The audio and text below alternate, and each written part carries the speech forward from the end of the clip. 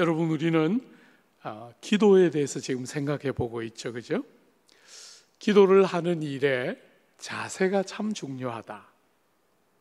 기도를 어떤 자세로 드리는가 하는 것은 기도의 내용만큼 참 중요한 주제인데, 담대함과 확신으로, 동시에 경건한 두려움으로 하나님 앞에 기도해야 한다. 그렇게 배웠죠, 그죠? 우리가 지난주에는 그런 자세로 어떤 내용의 기도를 드리면 될까? 제일 먼저 예수님께서 그 귀한 생명으로 우리에게 주신, 눈에는 보이지 않지만 우리를 정말 존재되게 하는 우리의 속사람을 능력으로 강건하게 해주시도록 그렇게 기도하라, 그렇게 가르치는 거 우리가 생각해 보았죠. 오늘은 기도의 제목 두 번째와 세 번째를 생각해 보려고 하는데요, 17절입니다. 먼저 두 번째 거 먼저 보면, 믿음으로 말미암아 그리스도께서 너희 마음에 계시게 하시옵고. 여러분, 에베소 성도들을 위한 바울의 두 번째 기도 제목은 믿음으로 말미암아 예수님께서 그들의 마음에 계시게 해달라는 기도예요. 약간 이상하지 않습니까? 지금 바울이 위하여 기도하는 에베소 성도들은 이미 예수 믿는 분들이에요. 그런데 그리스도께서 그들의 마음속에 계시게 해달라 하고 기도하는 것을 보면, 안 믿는 사람이 예수님을 모셔드리도록 기도하는 것이 아니면 말할 필요가 없겠죠, 그죠? 이미 믿는 성도를 위한 기도니까 기도의 초점이 약간 다른 데 있다, 이렇게 생각하면 되겠죠. 그리스도의 임재가 어느 정도로 풍성한가 하는 것에 대한 초점을 맞추면 되겠죠, 그죠? 그냥 원래 예수님이 안 계시다가 계시기를 구하는 기도가 아니라, 이미 성령 안에서 거듭난 그들에게 주님의 임재의 정도가 어느 정도인지를 강구하고 있는 것, 그게 첫 번째 강조라면, 또 하나는 하나님께서 우리 안에 계시다는 거 우리가 알고 믿지만 경험하고 실제로 누리고 참여하는 부분에 강조점이 있는 기도다, 이렇게 생각해 볼 수 있겠죠.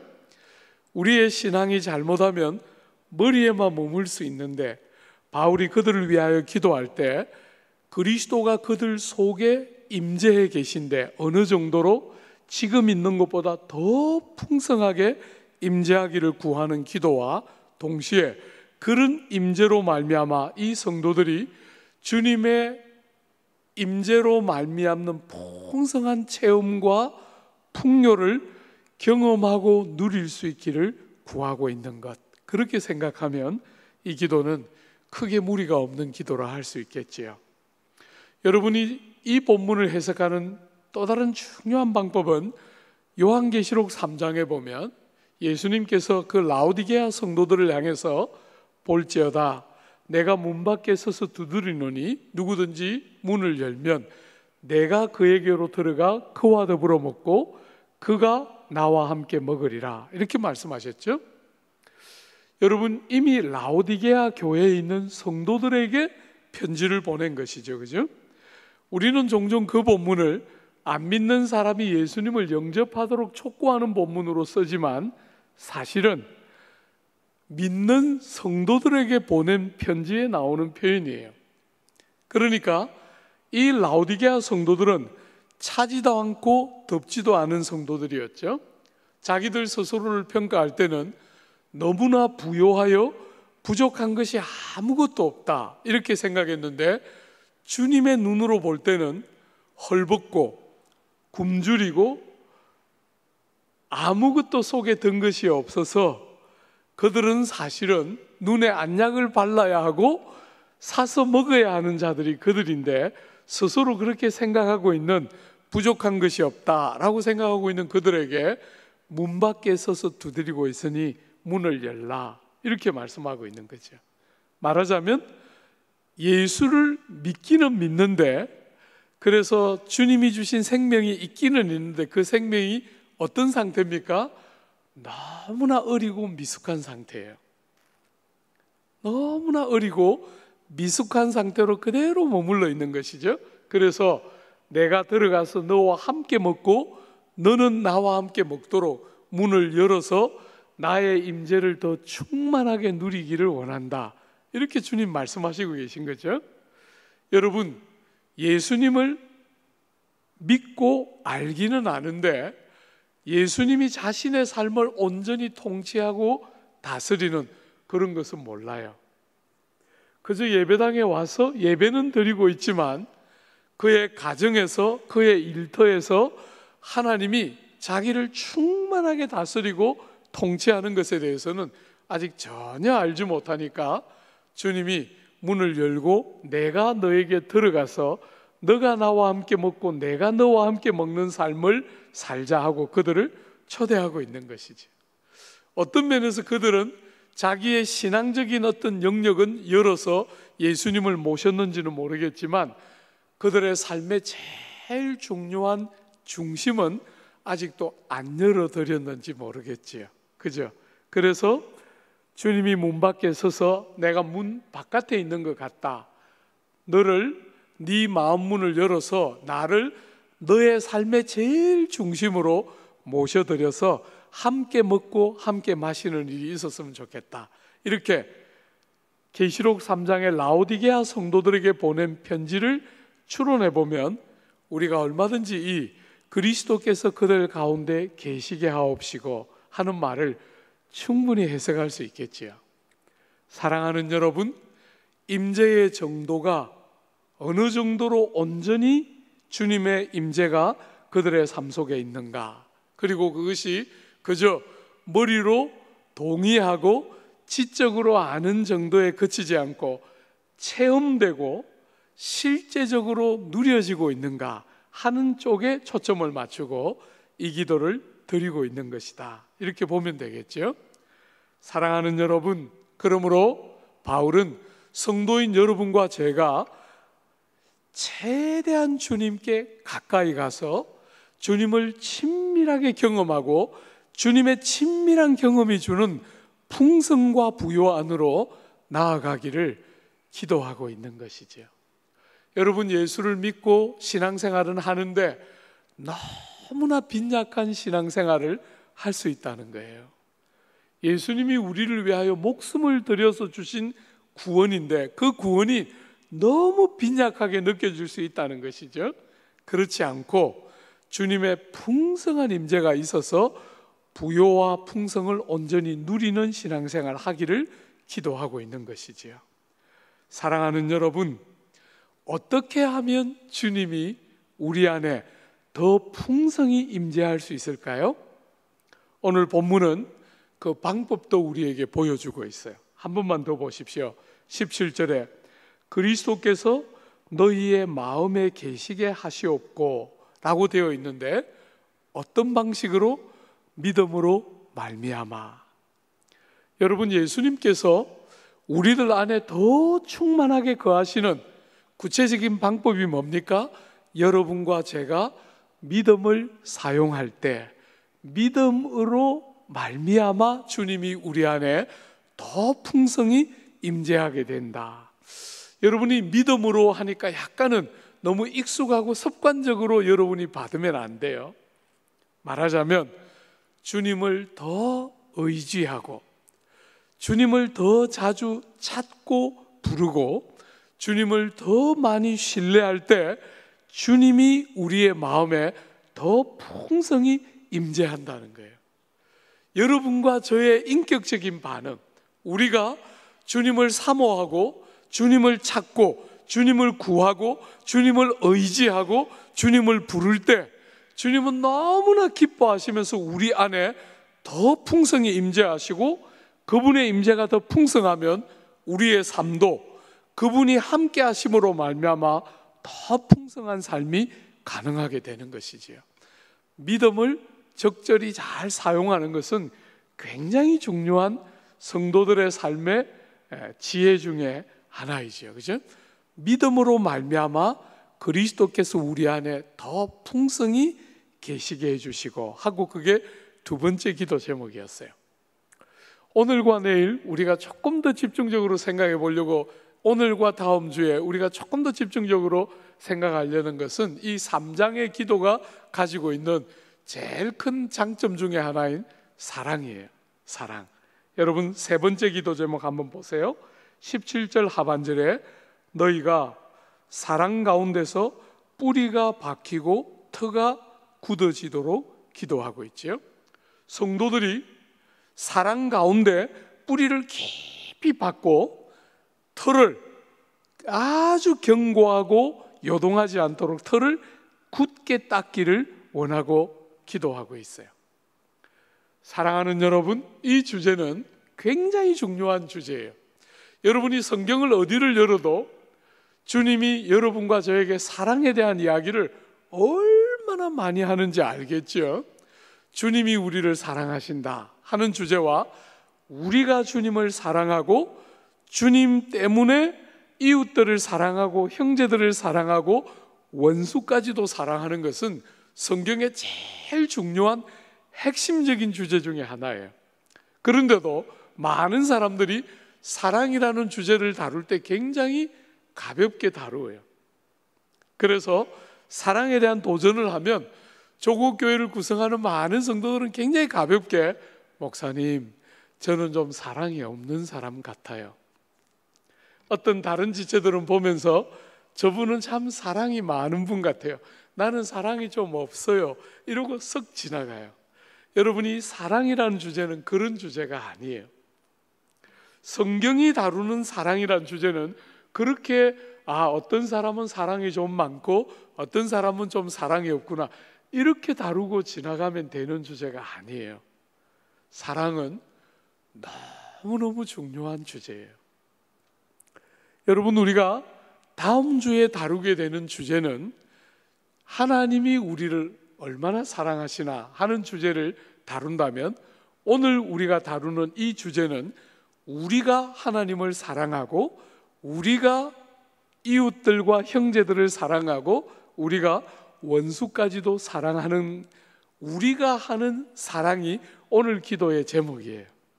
우리가 사랑 가운데서 뿌리를 깊이 내리고 털을 견고하게 닦아서 아주 울창하게 자라는 나무처럼, 올곧게 쪽쪽 꽂아서 자라는 나무처럼, 열매도 많이 맺히고 아주 튼튼한 나무처럼, 혹은 기초가 튼튼히 지어져서 집을 높이 올려도 아무 어려움이 없는 그런 집처럼 우리가 지어지려면 제일 중요한 게 뭐냐면 사랑 가운데 뿌리를 깊이 내려야 한다는 거예요. 여러분과 제가 성도답게 살려면 사랑 가운데 깊이 뿌리를 내리고 사랑에다가 털을 닦아야만, 그것만이 성도답고 제대로 된 열매 맺는 삶의 너무너무 중요한 방식이라는 거예요. 사랑하는 여러분, 이 사랑은 하나님을 향한, 형제와 자매들을 향한, 이웃들과 원수들까지를 향한 우리 성도의 사랑은 하나님의 말씀이 여러분과 저를 데려가고 싶어하는 제일 절정이에요. 그래서 성경은 사랑을 뭐라 그랬냐면 율법의 완성이다, 이렇게 말했죠. 그죠? 사랑은 가장 크고 첫째 되는 계명이에요. 하나님을 사랑하고 이웃을 사랑하는 것은 모든 계명의 요약과 같고 제일 크고 중요한 계명의 핵심이에요. 사랑은 여러분이 선택하면 안 되고, 사랑은 그만큼 결정적인, 나무가 열매를 맺히고 집이 제대로 지어지는 제일 중요한 뿌리와 기초처럼, 사랑은 나는 좀 사랑이 없나 보다 하고 지나가면 되는 주제가 아니라는 거예요. 여러분의 앞으로의 모든 삶을 결정적으로 지배하는 주제가 사랑이에요. 사랑하는 여러분, 여러분과 제가 주님의 생명을 얻어서 딱 거듭나면 그 생명이 여러분과 저에게 있다는 제일 중요한 첫 번째 표시가 사랑이에요. 그죠? 사랑은 성령의 9가지 열매의 요약이고 첫 번째 열매예요. 여러분과 제가 거듭났다 하는 것을 어떻게 알 수 있느냐 하면 우리는 우리 밖에 안 좋아하는 사람이에요. 우린 죄 중에 태어났기 때문에 우리의 관심은 나밖에 없어요. 그런데 그런 우리가 내 바깥에 있는 그 누군가를 진실하게 사랑하기 시작하면 우리 안에 생명이 일어났고 하나님이 우리 안에 들어와 계시다는 사실을 확인할 수 있는 중요한 증거이지요. 여러분, 이 땅을 사는 동안 믿음은 얼마나 중요한 주제인지 몰라요. 우리가 이 땅을 사는 동안 천국을 사모하고 소망을 갖는 것은 너무너무 중요한 주제이지만 이런 것은 때가 되면 없어지게 돼요. 예수님이 이 땅에 오시면 우린 더 이상 믿음으로 살지 않아요. 보고 살고 손으로 만지며 살죠. 그죠? 그래서 믿음은 땅에 사는 동안만 도움이 돼요. 소망은 너무너무 중요하지만 예수님이 이 땅에 오시면 더 이상 소망은 이제 필요가 없어요. 왜? 이루어졌기 때문에. 더 이상 필요 없죠. 그죠? 그러나 믿음이나 소망은 이렇게 가치 있고 소중한 것이라도 기간이 제한되어 있다는 면에서 영원한 것은 아니에요. 그러나 사랑은 이 땅에서든 저 땅에서든 변함없이 가장 중요한, 그래서 그 중에 제일은 사랑이라 이렇게 말한 바로 그 사랑이에요. 주 안에 사랑하는 여러분, 여러분과 제가 누군가를 제대로 사랑하기 시작하면 우리는 사랑이 갖는 확장성을 경험하게 돼요. 우리가 사랑하지 않고 자기밖에 모르고 살면 메마르고 좁혀지는 반면에 누군가를 사랑하면 우리는 확장을 경험하게 돼요. 근데 그 확장 중에 너무너무 중요한 게 뭐냐면 다음 주에 우리가 집중해서 볼 텐데요. 여러분 18절, 17절 하반절부터 18절을 한 번만 더 보세요. 너희가 사랑 가운데서 뿌리가 박히고 터가 굳어져서 너희 모든 성도와 함께 지식에 넘치는 그리스도의 사랑을 알고. 사실은 연결되어 있는 구절이거든요. 그런데 다음 주에 우리가 집중해서 보려고 하기 때문에 다루지를 않고 있는데 여러분과 제가 사랑의 뿌리를 깊이 내리고 털을 견고하게 닦게 되면 어떤 일이 일어난다는 거예요? 지각에 넘치는, 우리의 지각으로 도무지 미칠 수 없는 그리스도의 사랑을 알게 된다는 거예요. 참 재밌죠? 성경은 굉장히 특별한 책이에요. 사랑하는 여러분, 많은 사람들이 이렇게 말해요. 하나님이 나를 사랑하신다는 것을 성경에서 너무나 많이 말하고 있기 때문에 알아요. 그죠? 믿어요. 그리고 정말 동의해요. 그런데도 체험하고 경험하는 사람은 많지 않아요. 많은 사람들이 주님의 사랑을 고개를 끄덕이면서 동의하지만 그 주님의 사랑을 알아야 할 대로 알고 누리고 참여하고 경험하는 사람들은 그렇게 많지가 않아요. 왜요? 오늘 이 본문의 방식으로 말하면 누군가를 여러분들이 먼저 하나님께 사랑을 받아서 여러분도 누군가를 사랑해 보면 사랑하는 여러분 놀랍게 주님의 그 큰 사랑, 우리의 머리로는 도무지 상상도 할 수 없는 그 사랑이 깨달아지기 시작한다는 거예요. 여러분의 사랑이, 여러분의 존재가 사랑에 있어서 조금씩 자라가면 자라갈수록 주님의 사랑을 깨닫고 누리게 되는 너무나 복됨을 같이 경험하게 된다는 거예요. 그러므로 여러분들이 목사님 저는 좀 사랑이 없는 사람 같아요 하고 지나가면 안 되는 주제라는 거죠. 여러분이 누군가를 사랑하기 시작하면 하나님의 사랑이 열리기 시작한다는 거예요. 주 안에 사랑하는 여러분, 그런 면에서 사랑은 익숙하고 식상한 주제가 아니라 핵심적이고 결정적인 주제예요. 여러분이 쭉 고든 나무처럼 높이 자라고 잘 지어진 집처럼 기초가 탄탄해지기 때문에 아무리 그 위에 더 지어도 아무 문제가 없는 잘 지어진 집처럼 여러분이 그렇게 지어져 가는 일에 있어서 사랑은 제일 핵심이라는 거예요. 여러분, 이 사랑은, 그리스도인들인 여러분과 저에게 사랑은 제일 강력한 힘이요 능력의 핵심이에요. 예수 안 믿는 사람들은 뭐가 힘이지요? 돈이 힘이에요. 예수 안 믿는 사람들은 권세와 세상의 지위가 힘이라고 생각해요. 그래서 그런 일에 에너지를 다 쏟지만 성도인 여러분과 저는 뭐가 힘이냐면 사랑이 힘이에요. 여러분, 사랑이 없으면 우리는 아무것도 아니에요. 사랑, 성도들은 사랑할 때만 진짜 성도답고 사랑할 때만 제대로 된 권능과 힘을 가지고 이 땅을 살게 돼요. 성도인 우리에게 사랑은 힘과 권세의 핵심이에요. 여러분, 사랑은, 세상 사람들이 생각하는 사랑은 약하고 또 감상적인 것이지만 교회가 예수님을 통하여 배운 사랑은 그런 것이 아니라 신실하고 헌신적이고 자기 희생적인, 사망이 이기지 못하는 것이 사랑이에요. 로마서 8장에 사망조차도 그리스도의 사랑에서 우리를 끊을 수 없다, 이렇게 말했죠. 우리는 예수님을 통해서 사랑을 배우고 나면 그 사랑 때문에 자기를 희생하고 아낌없이 깨뜨리기 때문에 생명도 사망도 우리를 이길 수 없는 것이 사랑이에요. 사랑은 성도들의 가장 중요한 힘과 능력의 핵심이며 중추예요.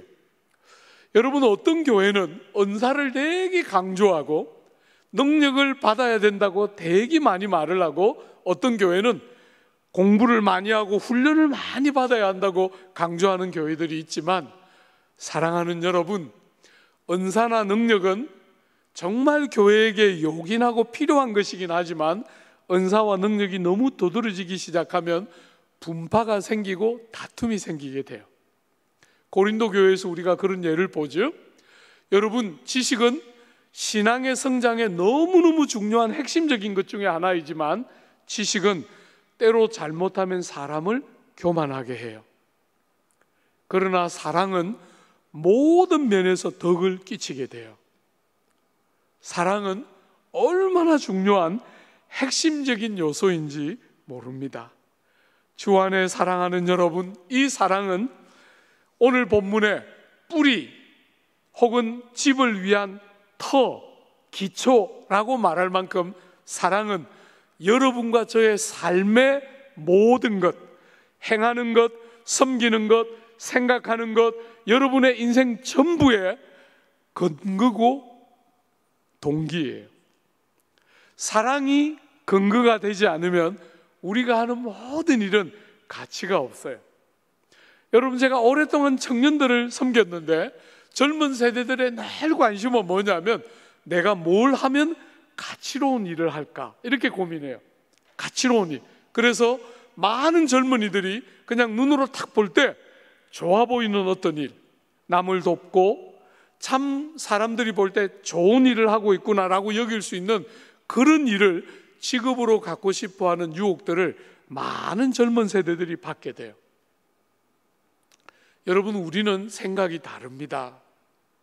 우리는 길거리를 쓰는 청소부가 되든지 어떤 일을 하나님이 우리에게 허락하시든지 우리는 그 일을 하는 자세와 동기와 중심이 다른 사람이기 때문에 우리는 어떤 일이 가치롭고 어떤 일은 덜 가치롭고 이렇게 세상을 보고 사는 게 아니라 어떤 일을 하든지 다른 중심, 그게 뭡니까? 하나님을 사랑하고 이웃을 사랑하는 다른 중심으로 일을 하기 때문에 어떤 일이냐가 가치를 결정하는 게 아니라 그런 중심을 가지고 하는 우리가 하는 모든 일이 사람을 살리고 생명을 일으키는 일로 바꾸어 놓는 것이 세상을 사는 성도와 교회의 존귀함이에요. 여러분, 어느 시대나 교회나 성도는 세상으로부터 늘 욕을 들었어요. 요즘도 많이 듣고 있지만 제가 역사를 공부하는 사람으로서 보면 교회나 성도들은 늘 세상으로부터 참 가볍게 취급을 받았어요.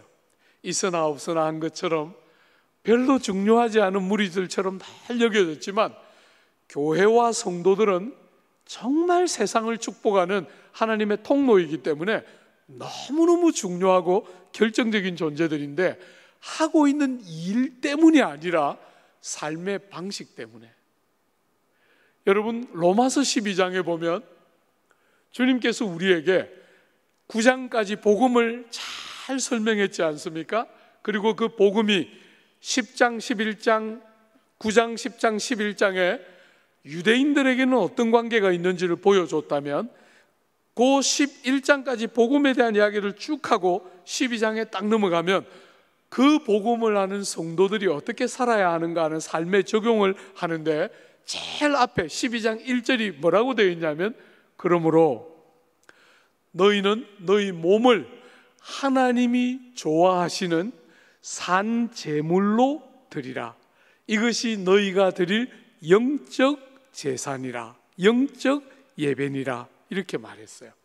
여러분의 몸으로 하는 일이 신령하고 거룩한 영적인 예배가 되도록 하는 삶으로의 부름, 그게 성도들을 향한 부름의 핵심이에요. 여러분, 과거 구약시대는 경건하기 위해서, 우리가 거룩한 삶을 살기 위해서 성전에 헌신하면 돼요.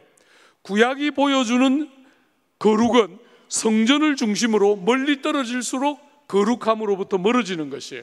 성전에 가까워지면 가까워질수록 거룩한 것이죠, 그죠? 그래서 제사장이 거룩하고 목회자들이 거룩한 것이에요. 그러나 신약적인 개념은 전혀 그런 개념이 아니에요. 성령이 오셔서 모든 진실한 성도들 안에 내주하시기 때문에 성령이 임재하는 성도가 가는 모든 곳에서 하나님의 거룩을 생산해내는 무리들이 성도들이에요. 그러니까 목회자들만 하나님의 일을 하고 거룩한 무리가 아니라 성도들도 몸을 가지고 하나님이 받으시는 산 제사처럼 자기의 삶을 내어드리는 것이 성도들이 이 땅에 살도록 부름받은 삶의 방식인 거예요. 사랑하는 여러분, 세상 사람들은 가치 있는 일이 있고 가치 없는 일이 있고, 거룩해 보이는 일이 있고 상스러워 보이는 일이 있는 것처럼 생각하지만, 성경은 여러분과 제가 성령의 전이기 때문에, 하나님의 성령의 임재가 있는 성도인 우리가 성령의 도움을 받아 사랑하는 중심으로 하고 있는 모든 일을 가지고 생명을 살려내고 영혼들을 복되게 섬기고 선을 행하는, 바로 그것이 우리가 부름받고 있는 삶의 핵심인 거예요. 사랑하는 여러분, 우리는 우리의 삶의 모든 일에 근본과 동기가 사랑입니다. 하나님을 사랑하는 것이고 이웃들을 사랑하는 것이 우리의 삶과 행실의 모든 근거고 동기이고, 만약 사랑이 없으면 울리는 꽹과리에 불과하고 소리나는 구리에 불과하고 울리는 꽹과리에 불과하고, 사랑이 없으면 아무것도 아니요, 사랑이 없으면 아무 유익도 없다. 바깥으로 탁 볼 때는 야, 저 사람은 좀 가치 있는 삶을 사는 것 같다 이렇게 보일지 모르지만, 사랑이 없으면, 사랑으로 그런 일을 하는 것이 뭔지를 모르면 아무 소용이 없고 아무 유익도 없다는 거예요. 나에게도 유익하지 못하고 하나님이 기뻐하지도 못하고 사랑이라고 보이는 어떤 선해 보이는 일을 하고 있는데 상대에게도 아무 유익이 안 된다는 거예요. 주 안에 사랑하는 여러분, 사랑이야말로 모든 삶을 참되게 만드는 핵심이고 너무나 중요한 가치예요. 주 안에 사랑하는 여러분, 누가복음 7장에 보면 주님께서 주님을 향해서 향유를 깨어서 그 발에 부은 여인의 이야기가 나와요. 그때 시몬이라는 주인이 그 집에 예수님을 초대해서 먹였는데 예수님이 시몬이 한 일과 여인이 한 일을 비교하면서 말씀하세요. 시몬아, 이 여인의 많은 죄가 용서되었다, 이렇게 말씀하시니까 시몬이 깜짝 놀랐어요. 도대체 이 여인이 하고 있는 일과 죄가 용서되는 게 뭐가 다를까? 또 무슨 관계가 있을까 하고 고민하고 있는데 주님이 연이어 말씀하셨죠. 이는 저의 사랑함이 많음이라. 사함을 적게 받은 자는 적게 사랑하느니라. 사랑하는 여러분, 모태로부터 모든 사람들이 죄를 가지고 태어났는데 많이 사랑하는 사람, 누가 많이 사랑한다는 거예요?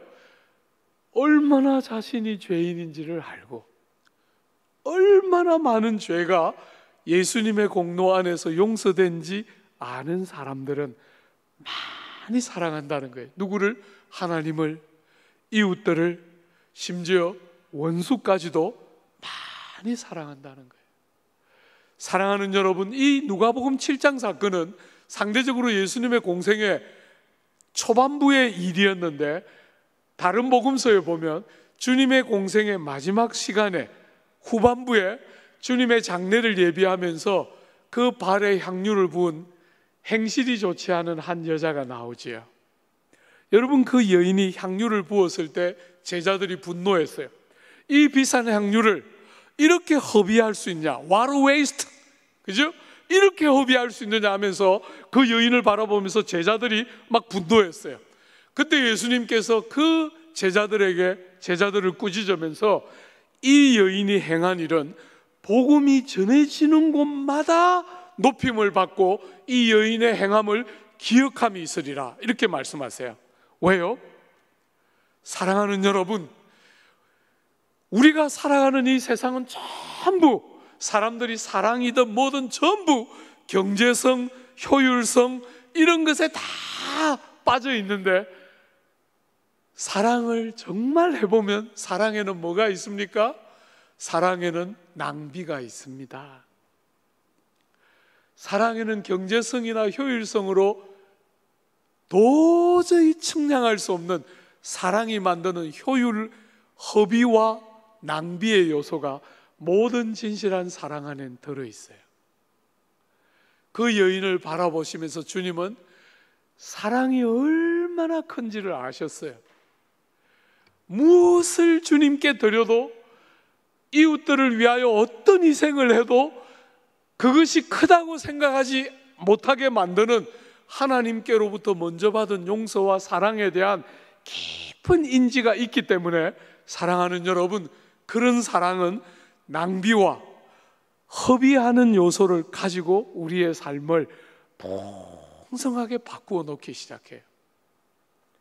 사랑하는 여러분, 경제성과 효율성이 최고라고 생각하는 이 자본주의 사회에서 사랑하는 데서 오는 낭비, 사랑이 불러오는 허비, 내 인생은 어떻게 될까? 내 삶은 어떻게 될까? 내가 이렇게 살다가 주님 말씀 이렇게 순종하다가 정말 세상이 볼 때 조롱거리로 전락하지 않을까? 혹시 이런 염려해 보신 적 있습니까?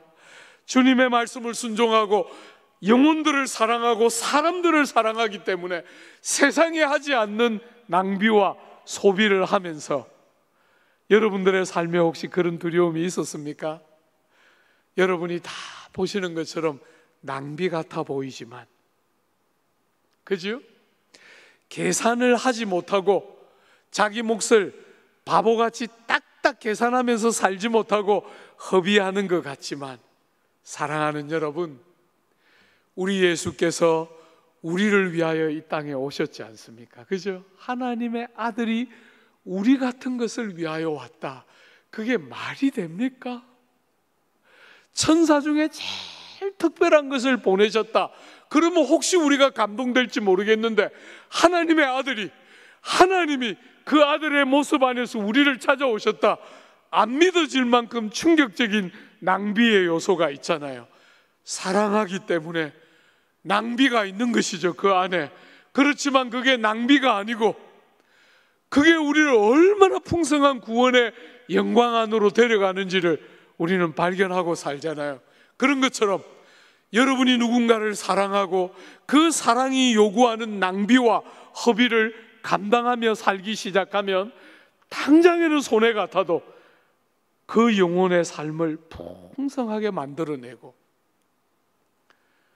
여러분들의 삶은 보시고 하시는 하나님이 책임지기 시작하면서 아무 잃을 것이 없는 부요가 우리의 삶을 얼마나 채우는지를 보게 되는 것이, 사랑의 뿌리를 내리고 사랑의 틀을 견고히 닦아서 당장의 손해와 이익을 계산하고 당장에 무슨 결과가 나오나 안 나오는가를 계산하기를 좋아하면서 효율성과 경제성을 말하는 이 차가워져 가고 있는 시대에 사랑이 만드는 낭비와 허비가 사랑하는 여러분 영혼을 살리고 사람을 정말 풍요롭게 하는 핵심임을 알고 이 세상 살아가고 있습니까? 우리가 주님의 말씀을 순종하는 이유가 뭡니까? 사랑하기 때문에. 그죠? 주님의 말씀을 순종하고 그 말씀을 즐거워하는 이유는 하나님을 사랑하기 때문이지. 여러분이 아시는 것처럼 저는 경상도 남자예요. 경상도 남자의 보편적인 모습처럼 저는 아내와 결혼을 해서 사는 동안 아내가 무슨 말을 할 때 그 말이 무슨 말인지 몰랐어요. 저 여자 참 독특하다, 제가 그렇게 생각했어요. 너무나 오랫동안 아내가 무슨 말을 하면 저는 그 말을 못 알아들었어요. 듣는 귀가 열려있지가 않은 거죠. 그리고 한 번씩 아내한테 채근도 했어요. 너는 은사가 참 특출하다. 이 고상하고 고매한 나한테서 그렇게 온갖 들짐승들만 불러내는 너의 은사는 얼마나 특별하냐, 이러면서 제가 막 아내한테 해댔어요. 어느 날 아내 말이 귀에 들렸어요. 아, 이 사람이 무슨 말을 하고 싶어 하는구나 하는 게 처음으로 귀에 딱 들렸을 때 제 마음속에, 아, 사랑한다고 말했는데 전부 가짜였구나. 사랑을 진짜 하는 것은 귀를 기울여 듣고 상대가 정말 뭘 원하는지를 귀를 기울여 듣는 데서부터 사랑은 출발하는 것인데, 끝없이 나를 주장하고 나를 고집하고 내 논리, 내 경험, 내 방식 끝없이 주장하면서도 나는 상대를 사랑한다는 말을 자꾸 어리석게 하고 있구나 하는 것이 그때 비로소 깨달아졌어요. 주 안에 사랑하는 여러분, 주님을 사랑하기 때문에 우린 주님의 말씀을 복종하고 순종하는 것이지. 그런 우리에게 주님이 뭐라고 말씀하십니까? 주님이 이렇게 여러분과 저에게 말씀하십니다. 또 내 이웃을 사랑하고 내 원수를 미워하라 하였다는 것을 너희가 들었으나 나는 너희에게 이르노니 너희 원수를 사랑하며 너희를 핍박하는 자를 위하여 기도하라. 너희가 너희 형제에게만 무난하면 더 하는 것이 무엇이냐? 이방인들도 이같이 아니하느냐? 주님이 이렇게 말씀하셨어요. 너희들이 누군가를 사랑한다 그럴 때 너희들에게 마음에 들고 너희들하고 뭔가 코드가 비슷하고 너희들이 사랑할 만하다고 여기고 너희들이 그렇게 많이 노력하지 않아도 사랑이 기울어지는 그 누군가를 사랑한다면 이방인들도 그 정도는 하지 않느냐? 내가 너희를 사랑하는 그 사랑을 한 번도 경험도 못한 이방인들도 하는 그 수준의 사랑으로 사랑한다고 생각하느냐? 사랑의 뿌리를 내리고 사랑의 틀을 닦는다 말할 때 그런 것을 사랑이라고 생각하느냐? 원수를 사랑하고 너희를 괴롭히고 너희가 사랑하기 어렵다고 생각하고 저 한쪽 귀퉁으로 밀어놓고 있는 그 사람들 절대로 밀어놓지 않고 합리화하고 핑계를 대면서 사랑할 수 없다고 정당화시키지 않고 사랑하기 어려운 바로 그 사람, 피부 색깔이 다르고 말이 달라서 무수한 선입견을 만들어내는 이방인들과 사랑하는 여러분, 다른 종교를 가지고 있어서 우리가 가까이 하기 쉽지 않은 사람들, 여러분들을 적극적으로 인격적으로 모독하고 괴롭히는 사람들 어떻게 대하고 있습니까? 사랑은 우리가 세상을 사는 방식이고 성도인 우리가 세상을 섬기는 가장 중요한 힘의 근원인데, 여러분은 사랑을 어떻게 생각하고 살고 있습니까? 사랑의 뿌리를 내리고 사랑의 틀을 닦아서 여러분들이 주님께 배운 그 사랑이 근본이 되고 기초가 되어서 여러분 위에 뭔가가 세워져 가는 게 우리의 삶인데, 우리는 사랑할 만한 사람, 사랑스러운 사람, 사랑이 되는 사람, 이것은 이런 사랑 저런 사랑 온갖 형태로 핑계대면서 사랑이 아닌 것으로 스스로 합리화하면서 지나가고 있는 거 혹시 아닙니까? 세상에 무수한 외침이 있지만 그 모든 외침을 하나로 딱 묶으면 누구 하나 나를 제대로 사랑해 줄 수 있는 사람 없어 하는 것이 세상의 외침의 핵심이라고 생각하고, 그 외침에 성도인 여러분과 제가 정직하고 참되게 반응할 때 우린 정말 이 땅에 생명이 살아나고 회복되고 존영이 다시 회복되기 시작하는 복됨을 우리는 경험하기 시작할 거라고 생각합니다. 바울이 에베소 성도들을 위하여 사랑을 위하여 기도했던 것처럼 여러분과 저의 삶에 주님이 가르쳐주신 이런 사람이 풍성해서 여러분들이 가는 곳마다 생명이 살아나고 사랑이 풍성하게 넘쳐나는 복되고 귀한 은혜 여러분 모두의 삶이 되시기를 바라고 축복합니다. 우리 같이 한번